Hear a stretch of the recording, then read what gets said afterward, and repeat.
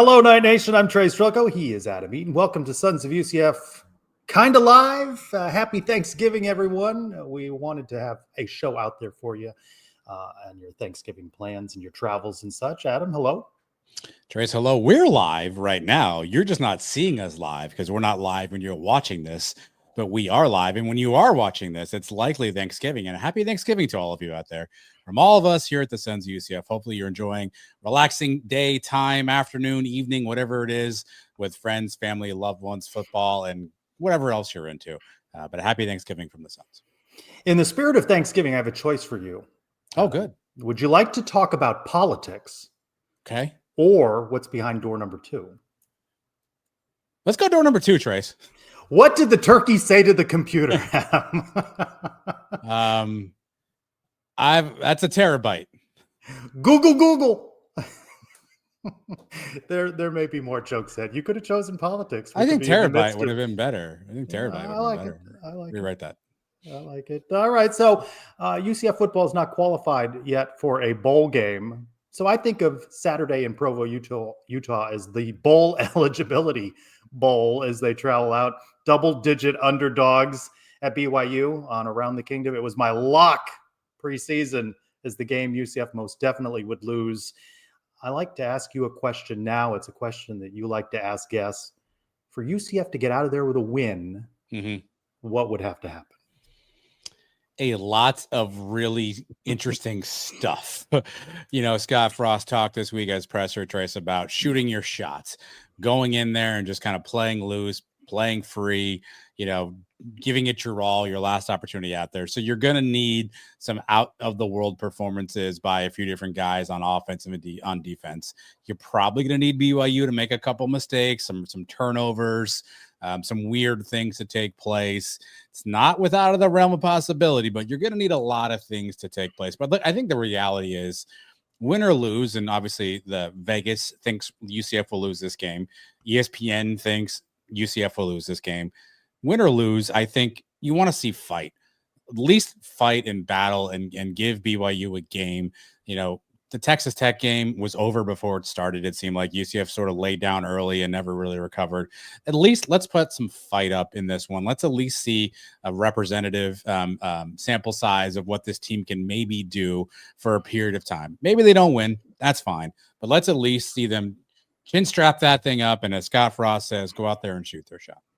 Well, one game left in the regular season is our one big thing. And here is Andrew Cherico. One big thing. One last chance for UCF.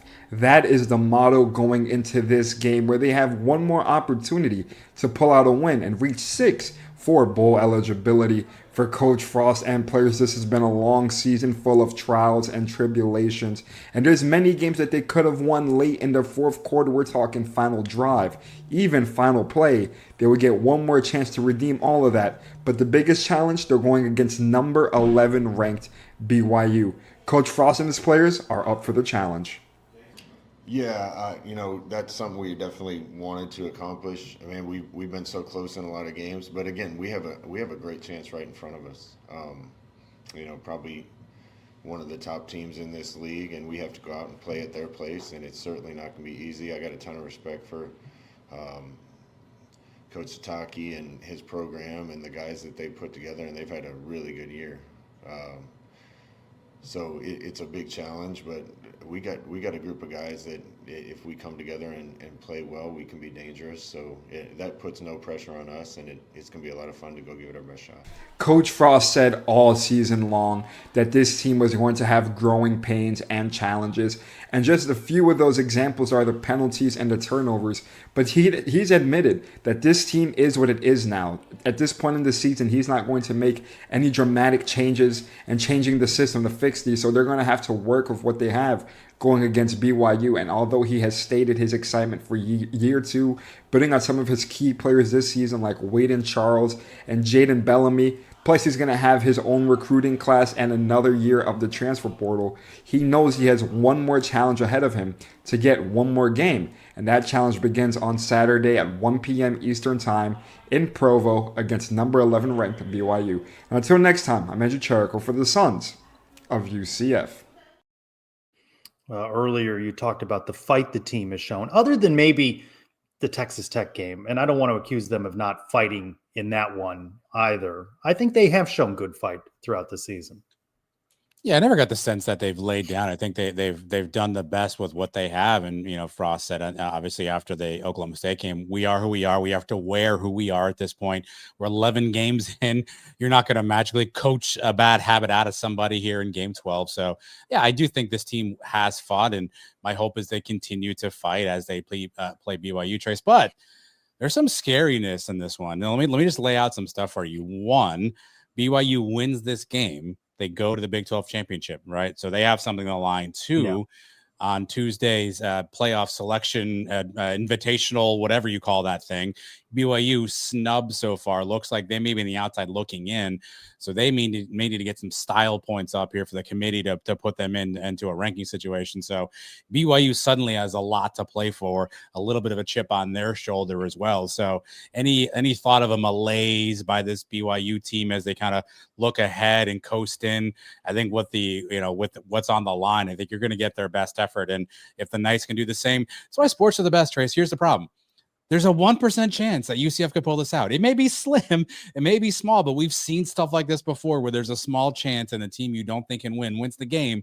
And right now, as we sit here talking, we still have that chance. It may be gone by 1:05 Eastern on Saturday, but as we talk right now, it's still there, and that's what makes sports the best. Let's talk a little bit about BYU. They're on the outside looking in these playoffs. They have one loss to Texas Tech, and there's no shame in that. I mean, most folks are saying, right, that they have to beat UCF, beat Texas Tech in a Big 12 championship to creep their way in. If that scenario were to happen, does Texas Tech get penalized and get kicked out with then what would be two losses, one of which would be to BYU? Because it seems like there's not a lot of interest in having two Big 12 schools in this playoff.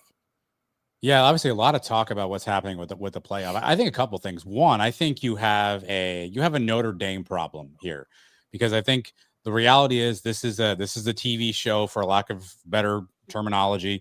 Notre Dame is a national brand. So I can see how you want Notre Dame into this tournament, into this playoffs. And so you say, okay, we got to get Notre Dame in. They lost twice. Well, they lost to Texas A&M. All right, they're fine. They're good. Well, they lost to Miami. And I think the committee tried to bury Miami early on and just say, oh, they're going to be 18. No one's going to notice.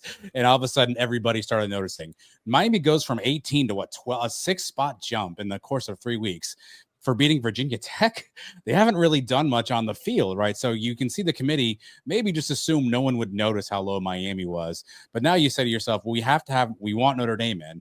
We have to also now put Miami in, because now the head-to-head's important. I think the committee is just hoping Miami pulls a Miami and just loses to Pittsburgh and then have to worry about this stuff. I think the bigger issue, though, Trace, is here's where we are in college athletics. SEC, Big Ten, I think most people think they're purported to be the two major conferences, right? Leaving the Big 12 and the ACC kind of fighting for that third place position. Right now, the ACC has done better politicking, and they've done a better job of getting their teams in that conversation, so much so that you see a Miami, an ACC team now in that conversation. Not to mention whoever's going to win the ACC championship is actually automatically in. Is the ACC doing a better job behind the scenes politicking and trying to shoehorn into that third spot? And where's Brett Yormark been? Where's the Big 12 been? Kind of pounding the table, asking the very same question you're asking. So if I'm the Big 12, I'm concerned that, yeah, it is what it is on the field and whatever's happening, but you don't want the ACC out public relationsing you in this conversation. Or right now, it does feel like the Big 12 is on that bottom rung, and a couple weeks left to go. There's still time to make some noise, but right now, I think if you're Brett Yormark, you're asking yourself that same question: why are these ACC teams in this conversation? Where's my BYU? Where's my Utah? Where's my Texas Tech? 3 teams that we all know are pretty good based on what they've done on the field. I think we've been very public during Brett Yormark's tenure of being supportive of him and liking him in the role that he's had. I am a little critical of this. I want to think to something Eric Lopez has been saying, that this Big 12 is a basketball first, men's basketball first conference. And I push back on that at times. I mean, no argument that it's strong with basketball, but I think it's a strong football brand as well. I would like to hear a little bit more from Brett Yormark. You hear from the SEC commissioner seemingly every day about something, right? I'd like to hear more from Brett Yormark. So if there's a criticism to be levied, I don't think he's pounding the table enough for his league and in particular BYU. Well, to paraphrase your good friend Shehan J. Raja, whose name I know you love to say, he's out there asking the question: are people undervaluing how good Texas Tech? Are they not? Are they discounting how good that Texas Tech team is? Ergo, that loss BYU has doesn't look as good because you don't think Texas Tech is as good, right? So I do think there's a bit of a PR problem as it relates to all those teams. Utah, very good football team as well. If you have that cluster of teams that are kind of in that 10-1, 9-2, whatever that mark is, why aren't there more conversations about this? There's a great picture on social media of ESPN put a graphic up kind of comparing the teams who have the 2 losses in that range, and they're between spots 8 and 14. And the one team that's not on that list is number 11, which is BYU. All the SEC and Big Ten teams are on that graphic. The Big 12 team is not. And I think if you're Brett Yormark, you're saying to yourself, wait a minute, we can't afford to get boxed out of being the 3rd conference, air quotes, in college football right now. And the ACC seems to have a better PR firm, at least, than the Big 12 and Brett Yormark do right now. When we were in Texas for Big 12 media days, it was not too earlier than that the news broke that BYU would not have its quarterback. He'd be transferring ultimately to Tulane. What was it, Jake Retzlaff, right? And Bear Brockmeyer, the freshman, comes in. I don't think anybody had BYU in the position they're in. So I kind of want to transition this and have a little conversation about quarterback. And we'll have an entire offseason to talk about this as well. But if you knew then what you know now, going younger in the way in which BYU has done with Bear Brockmeyer, might that have been a different decision for UCF, or the injuries just stacked up the way they were and this was what they were going to be? I think it's tough to have maybe pulled that off in year 1 of this Frost remake, only because of all the other things you would have had to have done from an offensive line standpoint, from a skill position player perspective, to put a team around a young quarterback. So I don't necessarily discount the strategy. We talked about this in Around the Kingdom this past week, Trace. I don't discount the strategy of going young at quarterback. And in 2025 of college athletics, going young also means possibly going cheaper and putting more of your dollars into skill position and offensive line. I don't think that's a bad strategy. BYU is obviously proving that out to us right now. I'm not so sure UCF could have pulled that off in year 1 of Scott Frost with all the moving parts, all the newness, all the new coaches. Just don't know if they would have had the ability to pull that off. But it's not to say they don't have the ability to give that a thought as they think about how they may position year 2 of the Scott Frost rebuild. Yeah, right. There's this highly talked about recruit, Rocco Marriott, who's expected to sign, be on campus early and all of that stuff. Could you foresee him winning that job outright, no matter what acquisitions occur in the portal, that you just go young a season from now? It's a great question. I mean, I think Frost has proven he'll play guys who are young and who are ready to play. I think he'll do that. So if in practice and film session and the weight room and conditioning, Rocco Marriott or any of these younger quarterbacks who UCF may have proven themselves out to be the best player, I think Frost would do that. Yeah, I do believe he would do that. Now it gets trickier because you're putting dollars attached to this stuff. So if you're a school like a UCF, probably many schools, though, frankly, Trace, you can't afford to have your backup quarterback making double your starting quarterback on the bench, right? So you almost have to kind of make a bit of an early decision on this kind of stuff and then hope you're right as the season progresses, which is even more challenging with high school kids. It's a challenge out of the portal because you may have a player stepping up in conference, stepping up in league, and you're trying to project how they'll play. And that's been college football related film. A high school film to a college situation is going to be much tougher to balance out. But at the end of the day, the freshman or the young guy is ready to play. I trust that Scott Frost will make that call and make that decision to play the young guy.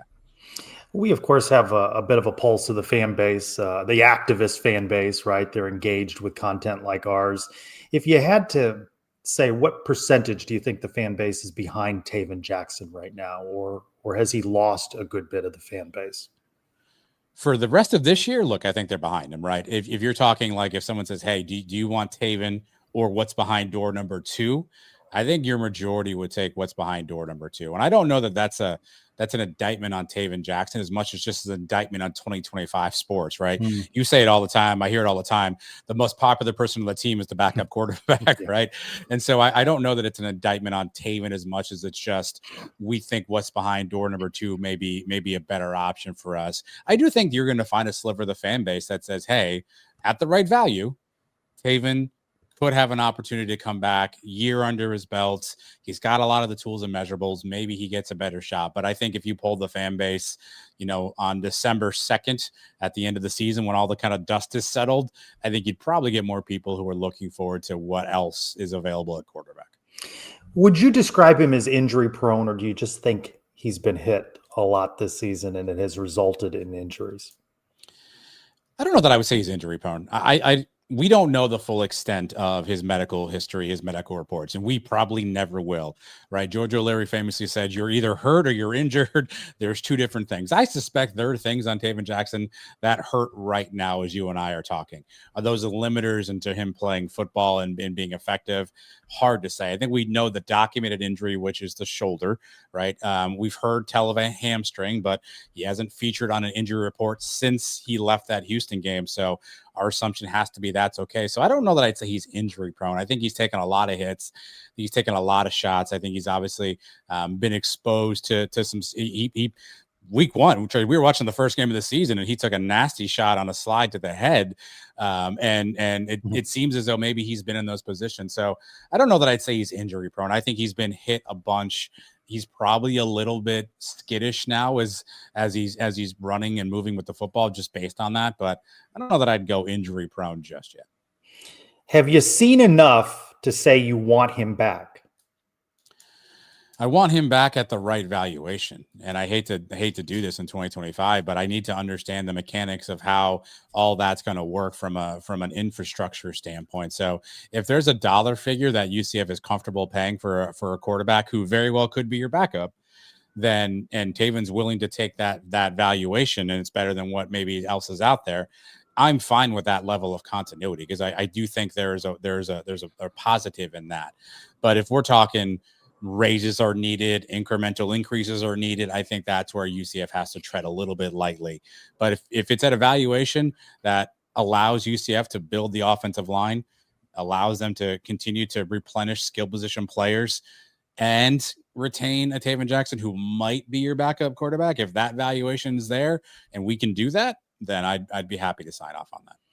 Every week you have opportunity to speak with UCF Athletics Hall of Famer Latavius Murray. Of course, his name is associated now with Knights 24/7. And I thought that conversation that you had with him this week was an interesting one about Taven Jackson, how he maybe should respond to rumors, the noise about his position with the team. I thought the insight from Latavius is interesting. Let's take a listen. In this case, let's say it is Taven. You got a guy coming in. There's nothing wrong with going and communicating with a coach or whoever that might be, position coach, to say, hey, what is it that you maybe see in this guy that you think could be, what is it that I could be doing better? Whatever that question, I don't think there's nothing wrong with also asking the question. I think what goes wrong is when you ignore it, when you internalize it and you're bitter and you want to leave, or you have this kind of, this anger. I don't think there's anything wrong with asking a coach, hey, what can I be doing better that will prevent you guys from going out and looking for your next quarterback? Interesting. A lot more conversation there, which you can find obviously at Knights247.com. But Trace, the backdrop of that conversation, I asked Latavius, and you were on site on Saturday, right? There was a lot of excitement come 11 a.m., 11:30, 12, 1 o'clock. And it's not because of what was happening on the field. It was what was happening off the field with the name of Rocco Marriott being in everyone's lexicon all of a sudden. And I kind of asked Latavius, when you're a current player, how does that feel when you're ready to play and everyone's excited about the next guy? How do you kind of think about that? And we had a much larger conversation about that, which again, I encourage you to check out at Knights247.com. But I think the advice is solid of saying, okay, what do I need to do differently? I guess, would you say this, Trace, about your interactions with Scott Frost? You're around him twice, 3 times a week, right? So you see him as much as anybody. He strikes me as someone who is an honest, earnest, would tell you the truth kind of guy. That if Taven Jackson walked in his office and said, Coach, can we talk about what I need to do or why you're going after quarterbacks? You think Frost would give him a real answer, right? You think he would give him some really honest feedback? I believe he would. I believe he has. I believe the coaches have been honest. And I think back to when we all, as a fan base, seemed a little bit surprised when that Cam Fancher name sort of emerged towards the end of preseason camp, because we all sort of had locked in on Taven as the fresh face, right? And we looked at Cam, where he'd come from, maybe that touchdown to interception ratio, and we hadn't bought into Cam. I think back to what Scott Frost was saying, that nobody had won the job, right? We all seemed to be in some level of disbelief. But as the season played out, again, injuries that they could never have predicted took quarterbacks out of play. It has kind of played out the way he said. And that is one question that I have about Taven Jackson. I think the coaching staff wanted to see him seize the job during preseason camp. And he even heard Scott Frost say, maybe not getting that starting job was a little bit of a fire, and that led to a rally over Jacksonville State. Maybe Taven needed that. We see Taven in limited moments as well, right? And, not every leadership trait is going to be rah-rah. We've heard Scott Frost talk about wanting more vocal leaders. I don't know if that's directed at Taven. It's certainly directed at some. I asked him, Coach Frost, this week, how do you look for that? Right? As you're looking at high school kids, like if they look at Rocco Marriott, how do they know they have a vocal leader that is going to take control of the huddle, going to take control of the locker? How do they know that? And I thought it was interesting where Frost talked about it being transactional and these being job interviews. But you know this, you've interviewed people. Some people work, some people interview well, and then they don't work out when they work with you. So it is certainly a different period of time in college football now. I think the jury is still out on Taven. I think what you indicate is that UCF has a mindset. They've got a budget to work within. And this is going to be the next couple of weeks. It's going to be very interesting with early signing day, the portal window opening. Credit to UCF. I said at the outset, I think they've shown fight all year. A year ago, we were talking about all the opt-outs, right? And that hasn't really been the case. I mean, a couple guys here and there, and we're going to be surprised. There's going to be some names that surprise fans that enter the transfer portal, either at UCF's decision that they may not fit long-term, or their own desire to play somewhere. Like you saw Timmy McClain wanting to play football, right? Maybe going to a Bethune-Cookman, an opportunity to do that. You're going to see that sort of thing happen. There's going to be more turnover in this team. It's really interesting, those conversations, but like an exit interview you would have for work. I think there's been honesty in that. I haven't heard anything otherwise. Have you? I haven't. I think the most interesting conversation, or the talking point I've heard, and I understand the context in which he said it, but he said something to the effect of, Scott Frost I'm referring to, said, when Taven's right, he's really good. Right. And that kind of leads you to say, like, when we've got him dialed in the right way with the right scheme, the right read, the right fit, he's really good. But that leaves open the ambiguous part about, well, what about when that's not taking place? And I think that's inconsistency, right? I think that was a way of him saying when he's good, he's good. But there are moments when he's not. We can do this off season, Trace. I know we will. But a great what if? What if Cam Fancher doesn't get hurt in game one? Well, how does this quarterback situation play out? Does Taven see the field? Does Cam ever figure it out? Does Frost stay with Cam Fancher? I think there's so much to be unknown in quarterbacks. And I understand if you're listening to this right now, it feels like a broken record. It's been the last 27 months at least we've been talking about who's UCF's quarterback going to be. And it's been a revolving door. And here we are on the precipice of another off season. And we're going to have that exact same conversation again. And it'll be interesting to see how Taven responds, reacts. He still has eligibility left, Trey. So does he want to come back to UCF? Is it the right fit for him? Is it the right fit for UCF? Ja'Curry Brown, Cam Fancher. Cam Fancher walked at senior day. Ja'Curry Brown did not.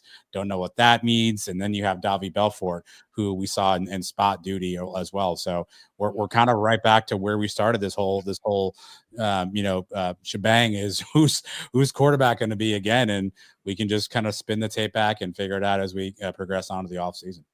So many of us go back to 2016, 2017 to talk about UCF fast and that Scott Frost offense. It was a big topic for us all year long about what that Scott Frost offense would look like. And I'm not sure we've seen it yet, right? And what we have seen is Taven Jackson the right fit for that offense.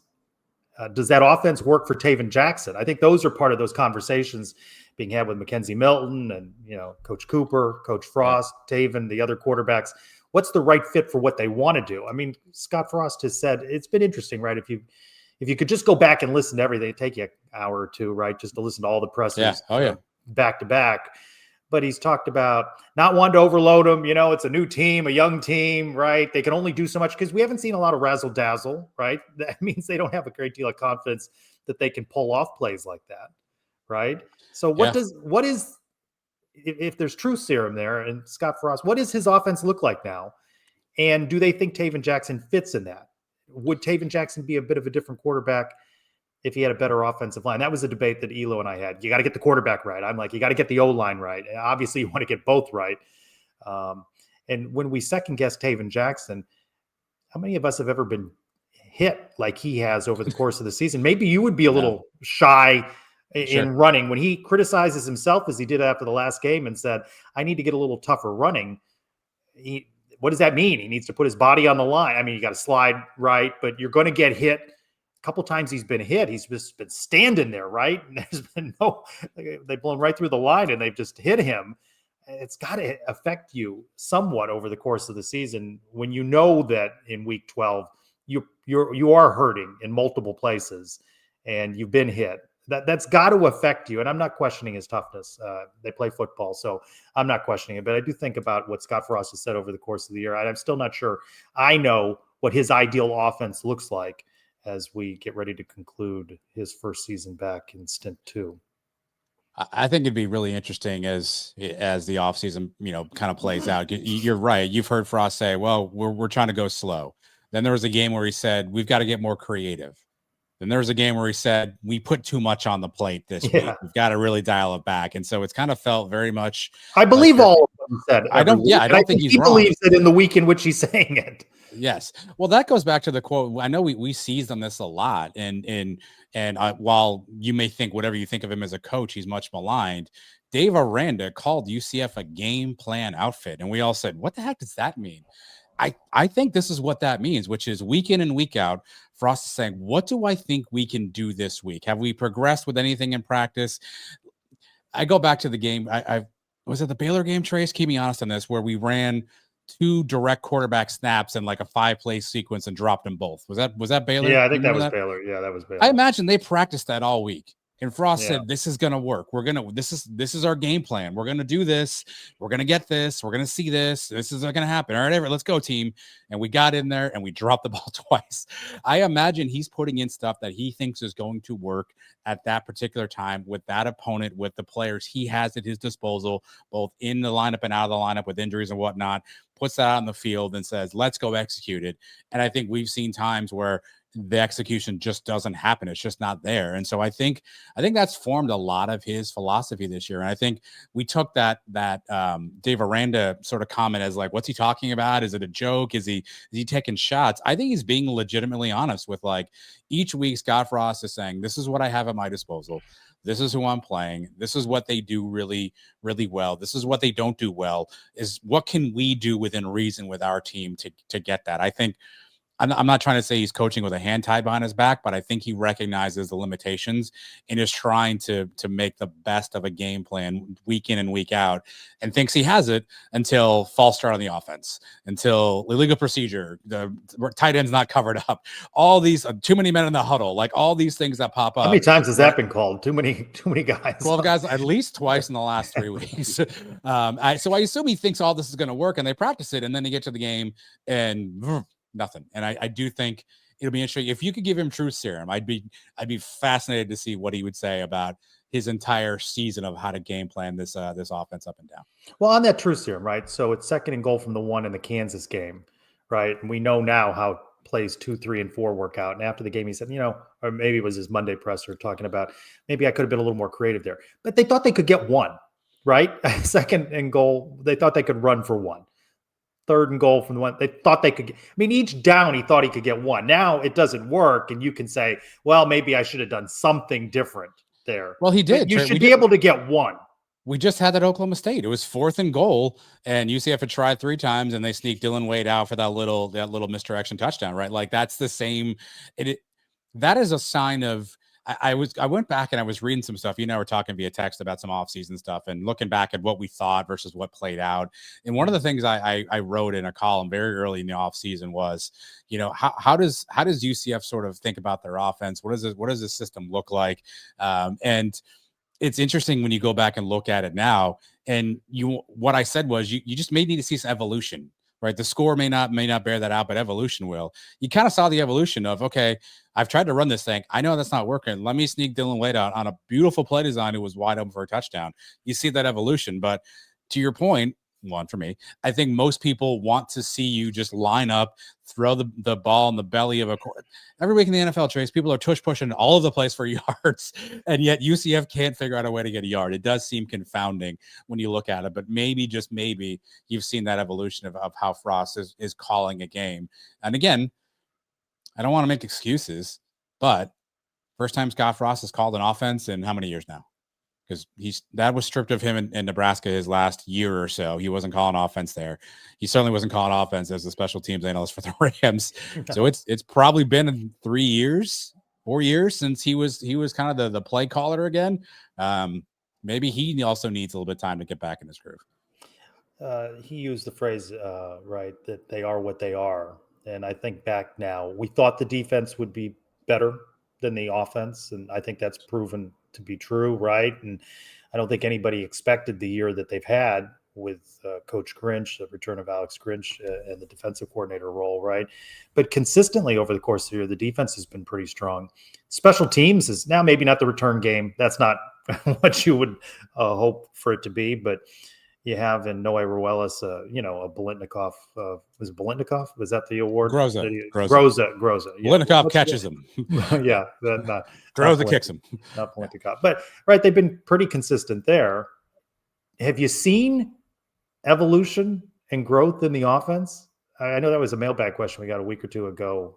Has UCF gotten better over the course of the season offensively, or are there just too many variables like the injuries that's a stop-start all the time? Because they certainly have not gotten better in the penalties. And the explanations provided, we're going to work on it.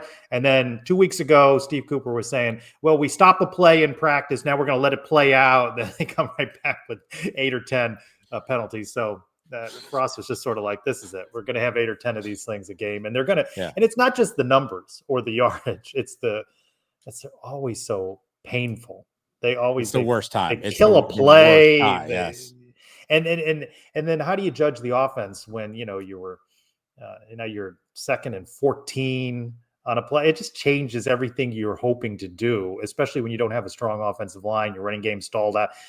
You see these other teams get 4-5, and they're putting themselves in position with these short yardage third down situations, and UCF's 2nd and 14 because of a penalty.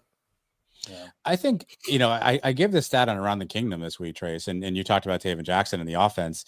So I'll answer your question, then I'll give the stat. The scheme may have gotten better.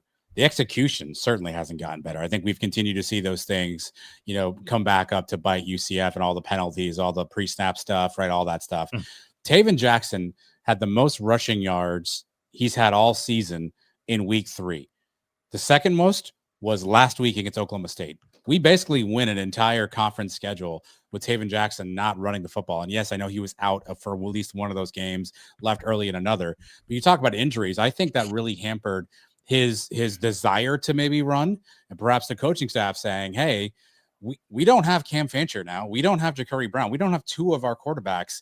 You can't take shots, because if you do, now we're even in a tougher spot. So I do wonder if you had a full season of a healthy quarterback with a run game, a threat to run. They even picked up some really big first downs against Oklahoma State in key moments. We hadn't seen that all season long outside of Cam Fancher's Superman performance at Cincinnati. We ran all over the field. Instead of that, you haven't seen that. I do wonder if the offense would have looked different if you'd have seen evolution, if you had a quarterback that was a threat to pull it, grab 7-8 yards, and instead of making it 2nd and 14 because we had a terrible read on a handoff, it's now 2nd and 4 because Taven Jackson fell forward for 6. I do think those hidden yardages throughout the year, I'd love to see how those add up for UCF. If someone wants to do that level of research, certainly not me, by the way. I'd love to see how much that yardage really adds up in terms of the hidden yards UCF lost versus what they could have gained if they could just have Taven Jackson fall forward for 4 yards.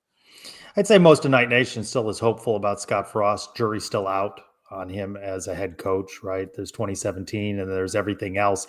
I think it's safe to say, though, that BYU's head coach, Kalani Sitake, he's a good coach. They have had a tremendous level of success.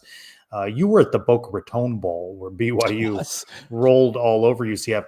It was men versus boys on the line. These are older players. You heard Scott Frost on Monday talk about the size that they have on the lines, the physicality. You look at the number of sacks that they've given up, not many. The ones that they've created, a lot more. And that has the recipe for a difficult day on Saturday for UCF. And you got to give BYU a little bit of credit. I know, obviously, their institution has different rules that UCF and other schools don't follow.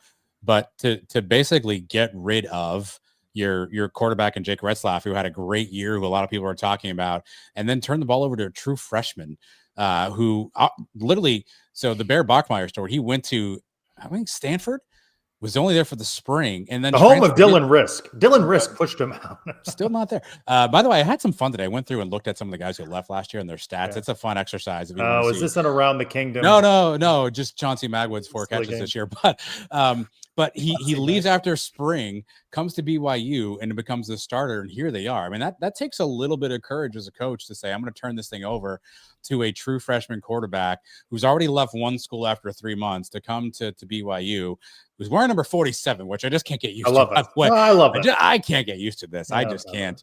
I wish I could make fun of him, but he's too good and he's going to kill us on Saturday, so I can't. But it takes a little bit of courage to say, I know my team. I have the infrastructure around this player to make this work. And I think it's a goal of any team, right? If you're Scott Frost, you're looking across the sideline saying, like, all right, I've got to figure out how to do that. And now there are certainly advantages and different machinations of how BYU gets their players and what that looks like. But I don't think anyone's ever sat around and said that BYU is not a team that's going to be tough and physical. And I think UCF is fully needs to expect a tough physical football game on Saturday.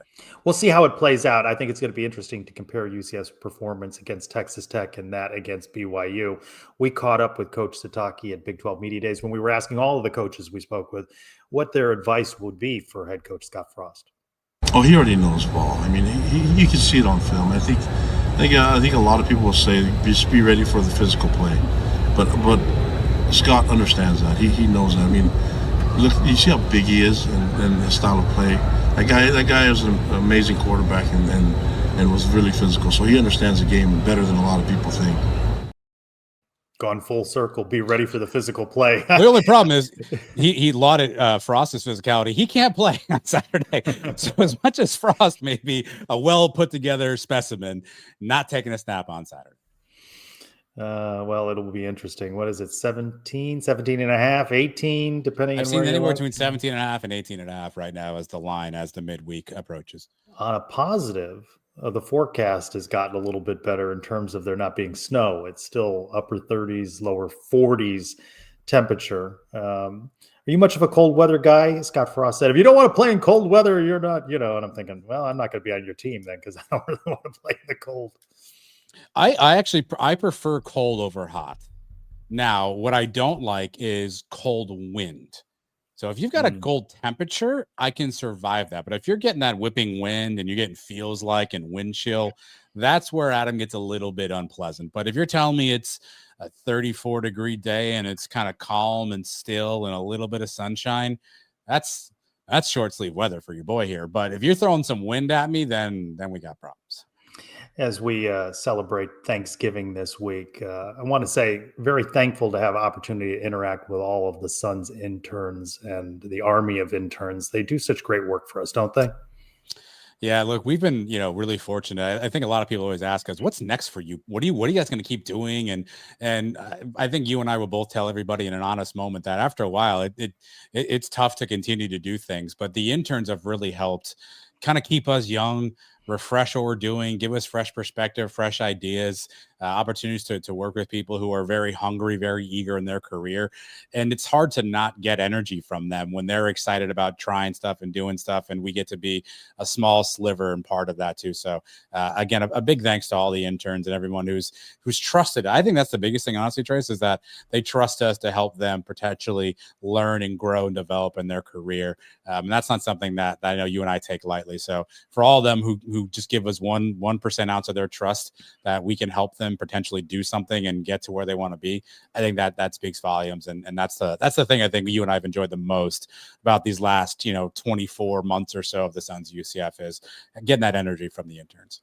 They're all doing great work. Nick Williams had an idea. He's got to know the grounds crew, and he talks to them and has an interest in this. And he put together about 2.5 minutes on what goes into preparing UCF's football field for game day. He calls it painting a masterpiece. Let's take a look here.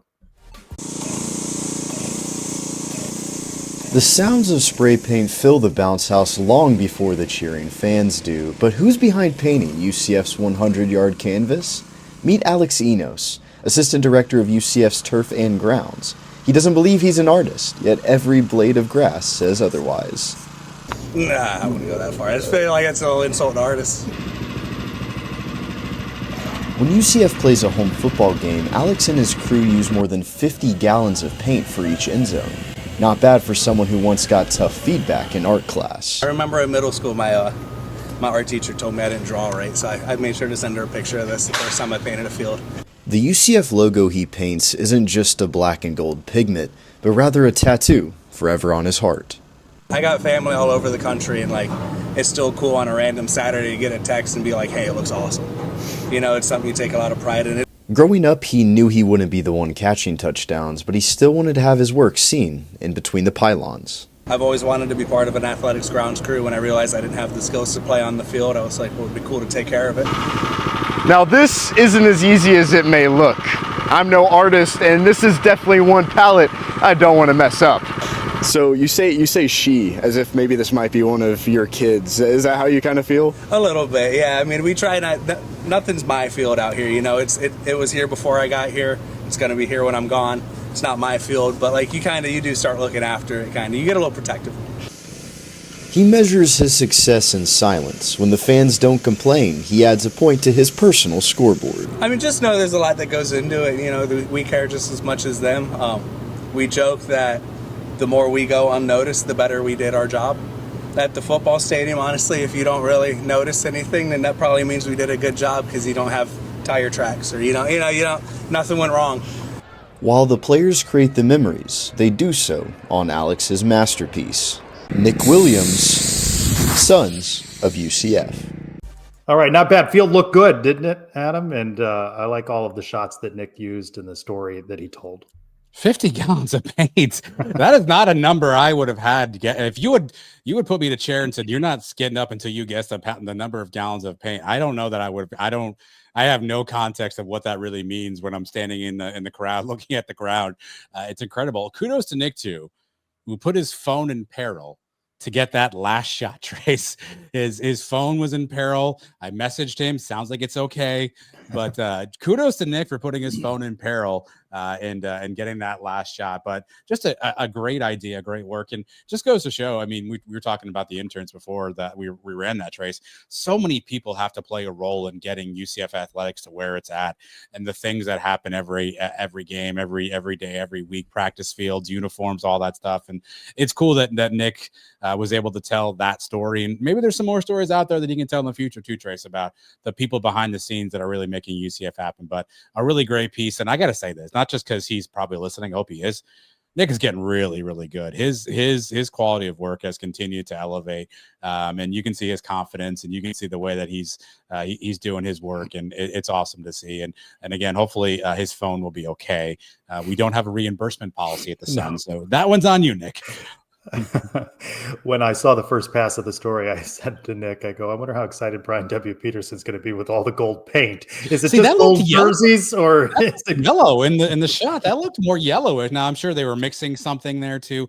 I gave Nick a little bit of a hard time. Like Nick was pushing that paint machine. It wasn't on. I needed Nick to actually There needed to be a Well, do line. you want the truth? You want the truth behind that? Yes, hit me. UCF wouldn't allow him to I paint know, the nor field. should they. Nor should they, Trace. But the rules have never stopped you from giving direction on something. Nick to at least get a streak of paint there on the ground that at the end of the game he could say, "You see that black mark right there? I did that. That's what I needed out of Nick Williams." I did that. Good work, Nick. Good work. We got another story coming from him in just a moment. But first, Adam, why was the turkey thrown out of the game? Its neck was broken. It committed a foul. You had a choice. You had a choice off the top of the show. We could be talking politics and sit around the dinner table. No, you're not wrong. and you chose jokes. That's my fault. No, that's a hand up. My bad. When you think of Big 12 rivalries to end a season, of course, you automatically think of BYU and UCF, or you don't. But let's go around the Big 12 with Jeff Allen. BYU and Texas Tech still hold the top two spots for the conference title game with identical 7-1 records. Utah and Arizona State sit a game back at 6-2. Here are just some of the scenarios in play. Texas Tech clinches a spot with a win, as does BYU. Arizona State needs to win combined with a Texas Tech loss and a BYU or Utah loss. Utah needs a win combined with BYU and Texas Tech losses, and the outcome of the Arizona State-Arizona game factors in that as well. This segment's only a minute, so it would take 5 to go through all of them. Needless to say, if BYU and Texas Tech lose, it could become chaos. We'll start to get the picture on Black Friday as Utah travels to Kansas. That'll be at noon on ESPN. Arizona State, that is going to be the after dark game on Friday night at 9 on Fox. On Saturday, Texas Tech tries to clinch the conference championship game appearance as they visit West Virginia at noon on ESPN. BYU's clinching opportunity comes against UCF at 1 o'clock on ESPN2. Can the Knights pull a massive upset in Provo to make the conference title game race interesting and become bowl eligible? The rest of the schedule rounds out with Houston battling Baylor at noon on TNT. Kansas State hosts Colorado in the Little Noon kickoff on FS1. Iowa State takes on Oklahoma State at noon on ESPNU. And TCU entertains Cincinnati at 3:30 on Fox.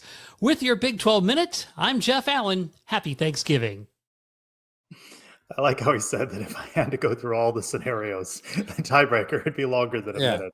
A couple things here. One, Jeff's shirt saying "you can finish" is fantastic. I love the shirt he had on. Two, a happy Thanksgiving and a thanks to Jeff Allen, who week in and week out is always keeping us up to date in the Big 12.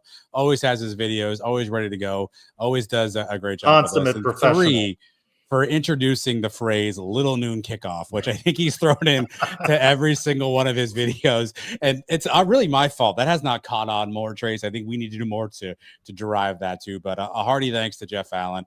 Such a great teammate, someone that's great to work with, and someone we're grateful that that is part of our little Suns empire here. Well, you have multiple forums every week. You're on audio, you're on video, you're printed on a website newsletter. What was the theme of your column this week in the 365 Sports newsletter? I got to admit, it's in my inbox, but I haven't gotten to it quite yet. Well, I'm glad it's in your inbox, Trace. That means you went to 365sports.video and you signed up to get that newsletter. Every team in the Big 12 represented every Wednesday morning in your inbox. This week's article, kind of a recap of just what took place at Oklahoma State. A little bit of talk about senior night, a little bit of talk about Rocco Marriott, some of the Scott Frost quotes that are out there, and a tip of the cap to Dylan Wade as well, who has quietly become the go-to receiver for UCF this year. Has done a fantastic job from the tight end room as well too. So, but if you want that content from us and the other 15 teams in the Big 12, 365sports.video is where you go. Those guys do a fantastic job in their daily show on 365 Sports, and the newsletter is as another great companion. So happy to be a part of that. Thankful for that opportunity, but make sure you go sign up so you get all your Big 12 news all in one spot. Let's shift gears to men's basketball. Knights defeated Pittsburgh in Daytona Beach a week ago. Then Quinnipiac defeats Pittsburgh. You knew UCF was in for a tough game. That's a good one to schedule. I didn't expect Quinnipiac to hit as many threes in the first half. Knights trailed in that one. Quinnipiac on a pace to score more than 100. Knights rally. It's a 102-91 win over Quinnipiac. UCF moves to 6-1. It's Nick Williams again, and he has our basketball minute. UCF men's basketball cracked triple digits for the first time this season, beating the Quinnipiac Bobcats 102-91. And despite the flurry of points coming in that second half, the Knights pulled out all the stops on defense in order to take control of Tuesday's matchup. At the end of the day, you're going to win on your defense. And we didn't always play stellar defense throughout the game, but as you mentioned, in the second half, I thought our defense was at its best. We did change our defenses up some. We mixed it up some. And, gave some different looks. And we'll do that from time to time. We score off of our defense. That's what he said. Like, our defense is what's going to make our offense. Like, that's our identity, the defense. So, like, second half we came out. We need to come out flat, no dips. So, yeah. A 5-game win streak could continue this weekend as UCF is set to face Virginia Military Institute at 1 p.m. on Saturday. For the Sons of UCF, I'm Nick Williams, and this has been your UCF Men's Basketball Minute. Haven't publicized it, but we do a little thing, the game within the game. You, me, Eric Lopez, Nick, and Andrew Cherico, we each pick a player, and if they're the high scorer, you get 5, 4, 3, 2, 1. Every game, it's a different person that's been leading the Knights in points. It shows a great deal of depth for Johnny Dawkins' squad so far this season. Yeah, Trace, I think the thing that you can see early on, 7 games into the season, right? I really appreciate in the Quinnipiac game, Coach Daw, his starters just didn't seem to have it in that first half, right? UCF was struggling defensively. They weren't closing out on shooters. Quinnipiac had this kid come off the bench who apparently has never missed a 3-point shot in his life because this kid was just draining them from everywhere and was always open. And so, second half starts and Dawkins kind of messed around and found a group of 5 that really played well and really carried UCF through that stretch, right? And so hats off to Johnny Dawkins. Obviously, Fumena gets in there and has, his best game of his career. You saw Chris Johnson get in there, have a great game, right? So I think that's going to be the thing with this UCF basketball team. I think, and again, you've seen all the games, so correct me. I think you can count on Kugel to get you some points. Yeah. Now, his efficiency level will change game to game, but I think he can be a consistent scorer. I think Jordan Burks can also be a consistent scorer. Again, efficiency may vary game to game, but I think where UCF has been successful is they've been finding a third scorer from a group of like 4 or 5 different players. If it's Chris Johnson, if it's Carmelo Pacheco, we saw Chris Parker, we saw George Beal Jr., John Bull had 11 points. If UCF can find a way to get a third kind of consistent scorer to go with Kugel and Burks, you continue to get offensive rebound from Michael Stillwell, who I'm convinced just misses his first shot just so we can get an offensive rebound to make the second shot. And if Themis folks can continue to really be a pass first point guard, which Eric Lopez made a great point around the kingdom. Darius Johnson was probably more of a shoot first point guard or look to score first point guard. You can definitely see folks is looking to dish the rock around. So if UCF can keep that up, I think they have the recipe for something good. Now, there are going to be games where those guys go cold and shooting doesn't travel, but I think you have the makings of a squad that can be really interesting as we continue to break into conference play. So keep an eye on these Knights, as our good friend Cyclone Larry does every week. He puts out his power rankings. Cyclone Larry has UCF listed as sneaky good. Sneaky good. I'm not sold yet on the defense. I know that is a Johnny Dawkins trademark. They got lit up on that 3-point defense in the first half against Quinnipiac and tightened up in the second half. But if I'm 291 in a midweek game. If I'm being honest, Riley Kugel, great offensive scorer, probably needs a little bit of work on the defensive side of the ball, right? So I think that's where you're going to have to kind of mix and match. And again, hats off to Johnny for finding that 5 that were in there. Devin Cambridge was great on defense. Folks was delivering the passes everywhere. Fumena got hot, and all of a sudden Chris Johnson can't miss from 3 either, right? So if Johnny can kind of find and push those right buttons, I think you got some with this team. VMI Saturday at the arena, 1 o'clock, same time as football. Terrible scheduling. We got to work on this. How do we do this better? Not to be distracted. Do you know VMI's nickname? They're the Virginia Military Institute Snapdragons. Snapdragons. The Keydets, Keydets, a Southern drawl pronunciation of cadet, and their mascot is Mo the Kangaroo. I wasn't wrong with it. I was close to Snapdragon. I feel good about myself. Mo the Kangaroo. Busy week every week for the Suns. Plenty of content fresh on the YouTube channel. A little mashup now. We had Around the Kingdom Pegasus podcast out this week. Here's a look at that.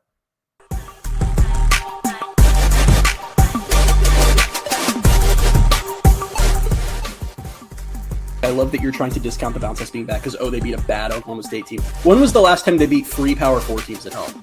Okay, but that is... Oh, right, that's never happened before this season. This is a flawed argument. That's not... They haven't had the opportunity to do that, one. And most of their games are Power 4 games, so unless they're going to do what UMass is doing, going 0-11 to 0-12, then they're going to beat some Power 4 teams, even if they go... If they would have gone 3-5 at home or whatever, 3-4, they still beat 3 Power 4 teams. Cool. There were, I guess, supposedly. The most enjoyable one, I think, would you agree, is North Carolina? That seems to be the one that everybody enjoyed. I've got him fourth Elo. What? I've never seen Adams so happy after that Carolina game. He said we had fun again. How can you top that? What do you have ahead of that game?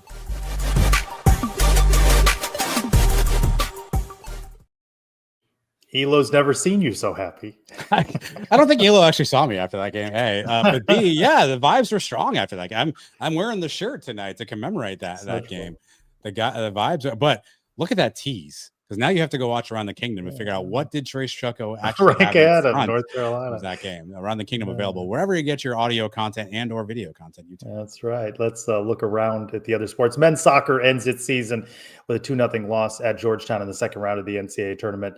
They are Sun Belt champions, though. Strong fall for men's soccer. Women's soccer bowed out 1-0 at Duke in the second round of the NCAA tournament. Also a strong campaign for women's soccer. Volleyball with matches on the road, Kansas State to end the regular season. They're kind of bubblish. It was an interesting first season for head coach Botsford. Maybe tough getting them into the NCAA tournament. Women's basketball out in Puerto Rico. They win their first game there, 75-61 over old friends East Carolina. It's early, non-conference play. Women's basketball 5-1, couple more. Wake Forest, Rice in Puerto Rico before returning home to face Stetson.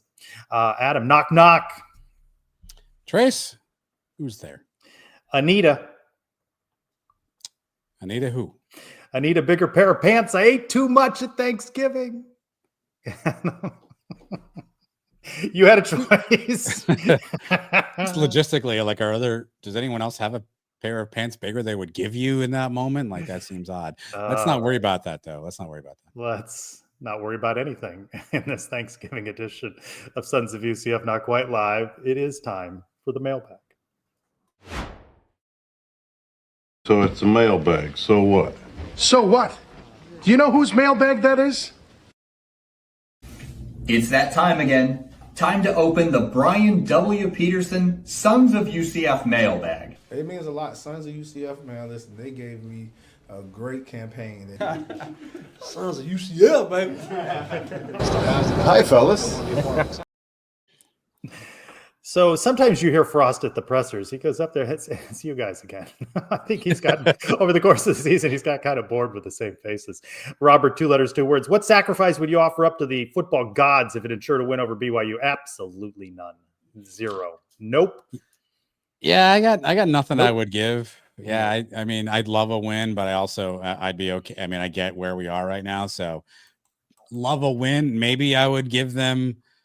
We renamed the Brian Peterson mailbag. I mean, that's maybe where I would, where I'd give. I don't know what we call it though. Who do you think would be second in line if we forcefully removed Brian's name from the mailbag?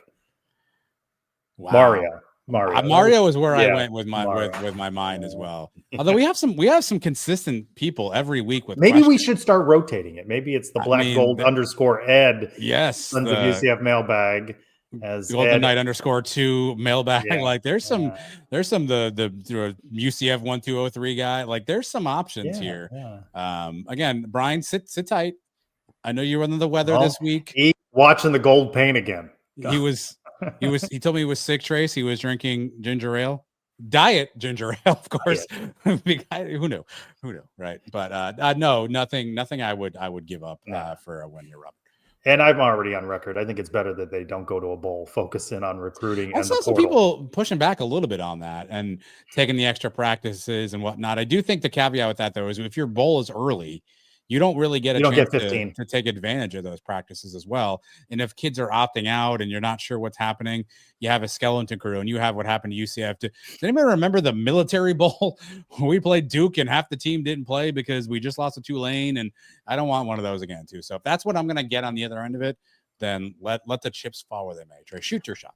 All right, the regular season ends at BYU on November 29th. Let's say they win that game and they go to the Cure Bowl, for example. That's played December 17th. You don't get 15 practices in. So, no. Black Gold _ during the OK State presser, Coach Meacham said they could tell UCF was running or passing based on the running back spacing alignment.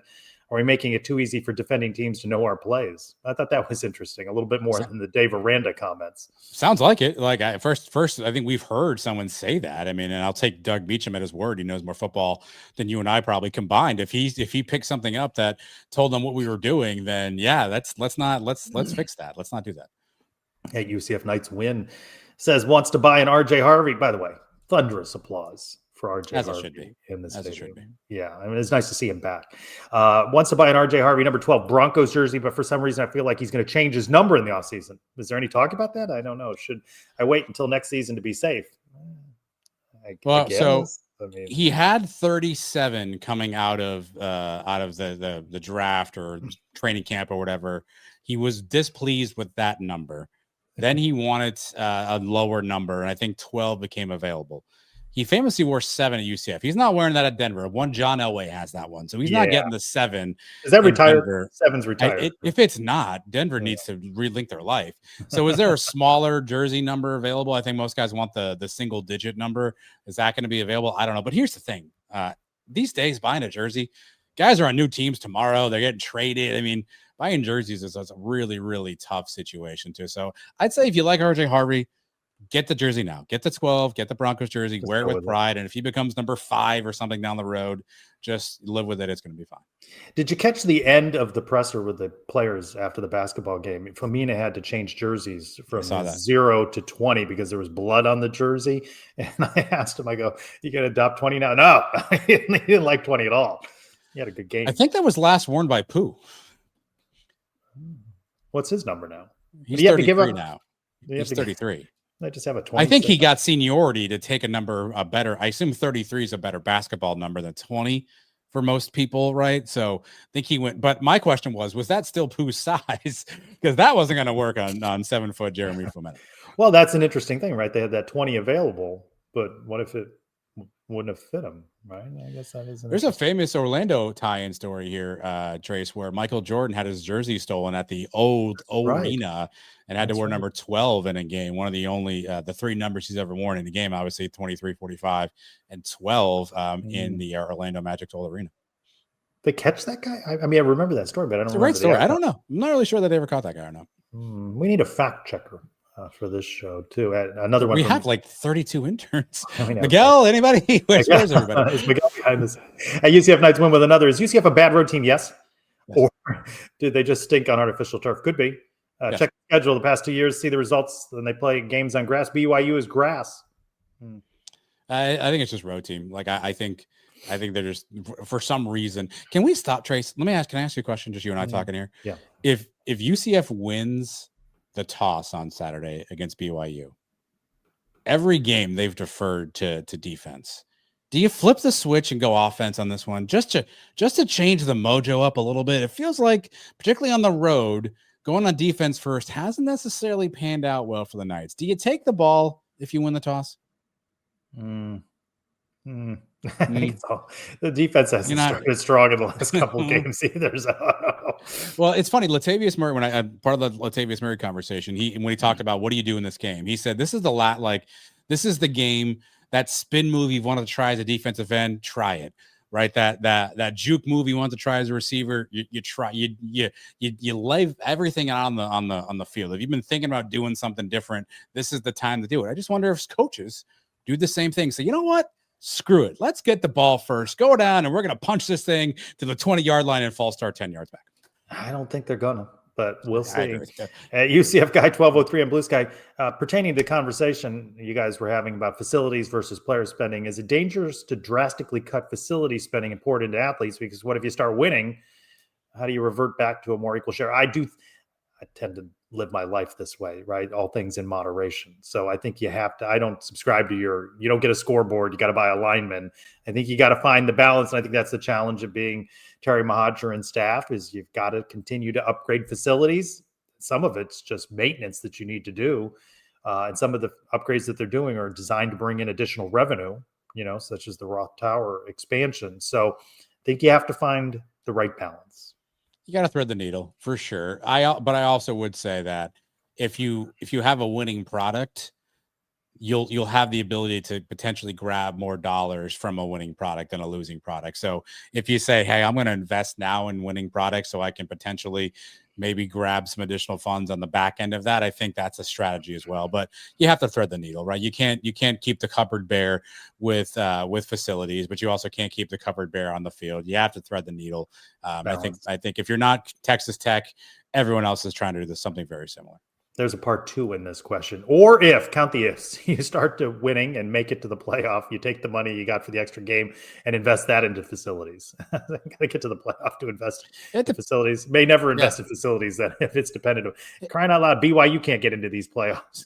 It really depends on what we said. Like, obviously, we're not building brand new buildings with that kind of money, but if coats of paints are needed, if courts or turf are needed to be replaced, I think there's ways to do that. I just think with every business, Trace, you have to prioritize your spending. Where do you want to spend your dollars? I don't know what UCF's priority is. They haven't necessarily told us directly, here's how we're spending our money. And from a priority perspective, we know how they're spending it, but every business has that list of stuff they're going to spend on. I don't know how UCF is thinking about that as we sit here in 2025. Terry Mahajer watching the facility story, the field story from Nick Williams got 50 gallons of paint. Cut that down. Cut that down. Will this Nick guy do this for free? Let's just hire this Nick guy. We'll end with Lonely Bee UCF. Mara, is all this Thanksgiving food the only food more overrated than barbecue? Oof. That seems like a strike at Robert. 2 letters, 2 words. Mario is a renowned barbecue hater. Yeah, no, I'm fine with barbecue. I mean, maybe some of the Thanksgiving foods are overrated, but there are so many of them. You can find something you like. Yeah, look, I don't sit around all year and pine for turkey. And so it's not as though this is going to be the best meal of my life, but there's a traditional element to doing some of these things. And look, here's the thing. We all have the ability to create new traditions for our friends and our family. And so if what Mario needs on Thanksgiving is prime rib, go for it. There's nothing stopping you if that's what you want.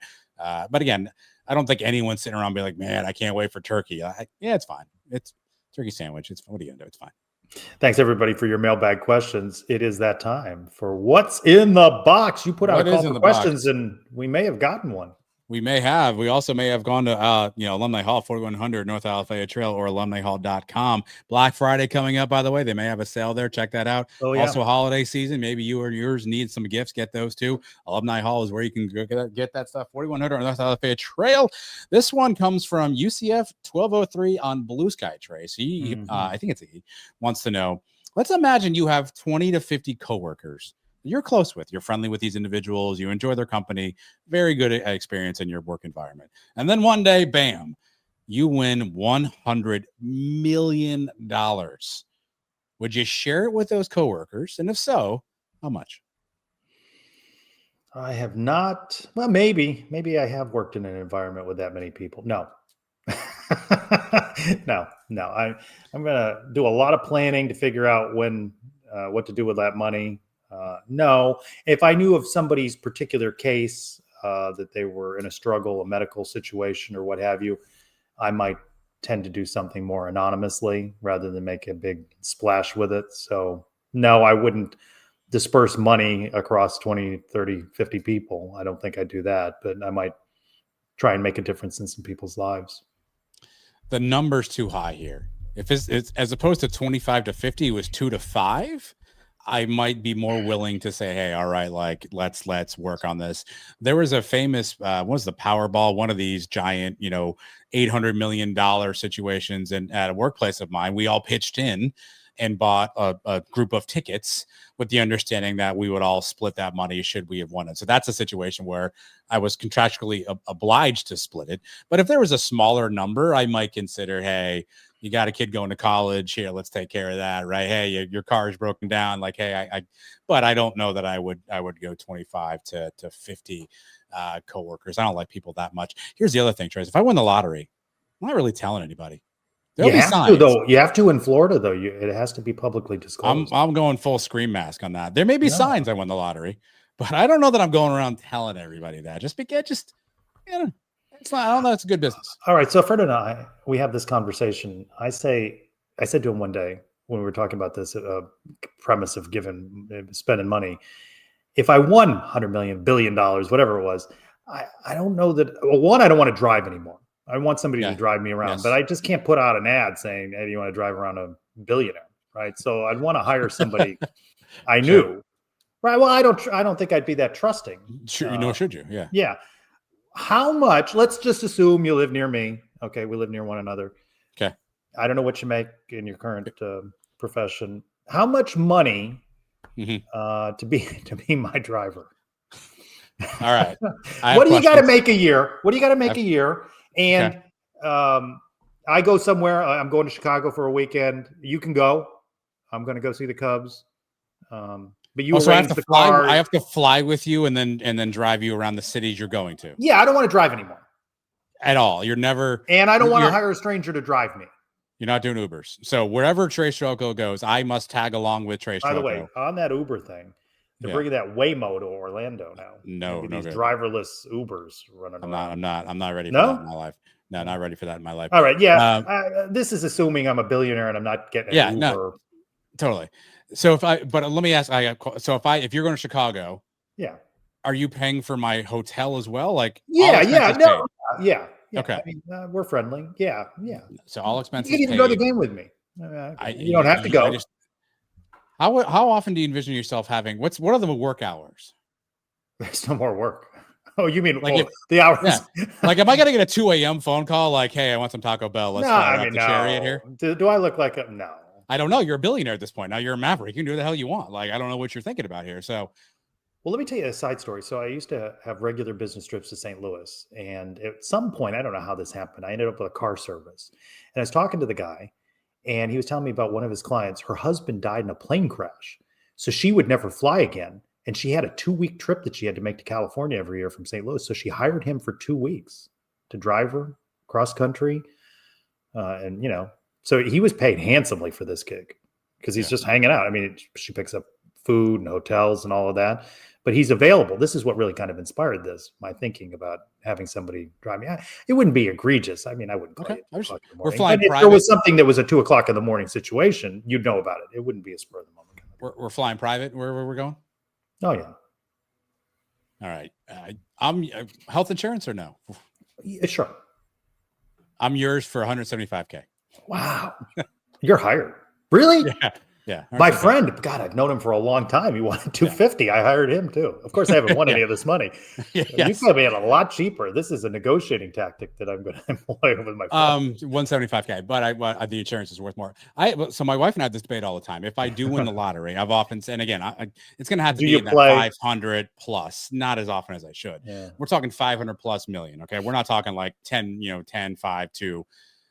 I would donate a chunk to UCF, right? Like what would I donate to UCF? We haggle on the dollar amount, which we can get to, but what would you want to do with it? Now you've talked about Athletics Hall of Fame is where you would go with your dollars, right? Is that where Trace would sink his money into UCF is Athletics Hall of Fame? Yeah, I think I would. Yeah, I think that's in preserving UCF sports history, which sadly some of it's I think lost forever. At this point. I think I would invest in that. I'd probably get a lineman or two. I was gonna say first I'm buying an offensive line. And I'd get a lineman. I'd be like this Texas Tech guy. Yes. Cody Campbell. Right. My two projects are I want to upgrade the indoor practice facility.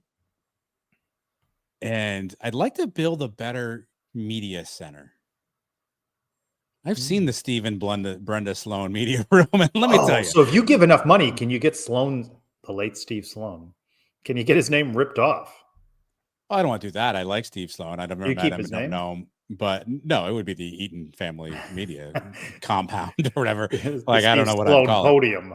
Yeah, it would be like the Steve Sloan step stool at the Eaton family media compound. But nice, acoustics, lighting, state like I've seen the Steve and Brenda Sloan media room, and it's sparse. Quaint is a generous word. 175. You're hired. Yeah. You're hired. Now I just gotta win a lot of money. Well, what's the performance review look like too, by the way? Like, am I getting like, you took that curb too well? Remember that time in St. Louis? You get a little, yeah. Is there any performance review? Is there opportunity for raise, bonuses? Yeah. I'd be pretty generous because I'm not paying any of my coworkers. So there'd be some more money for you as a driver. Yes, I'm in. I've got a question for you here to end this show. What happens when potatoes drink too much? They get sloshed. They get mashed. See, I didn't know that mashed was something you would use to describe inebriation. What's the likelihood that you drink too much on Thanksgiving? What's the percentage? Define too much. What's too much for you? It's a tough question. The Cowboys are always on Thanksgiving, right? So Thanksgiving, holiday, Cowboys. That's actually a good game. I need to drink away my sorrows typically when I'm watching the Cowboys on Thanksgiving, right? So we'll be good. A couple few drinks, it depends. What are you drinking? You're not these seltzers at home, are you? I'm a seltzer guy. Yeah, I'm pretty much All off the time beer. Pretty much off beer these days. A little wine. I'll go some wine too. Nice glass of white wine with turkey. I think will go well too. So it could be some wine on my plate as well.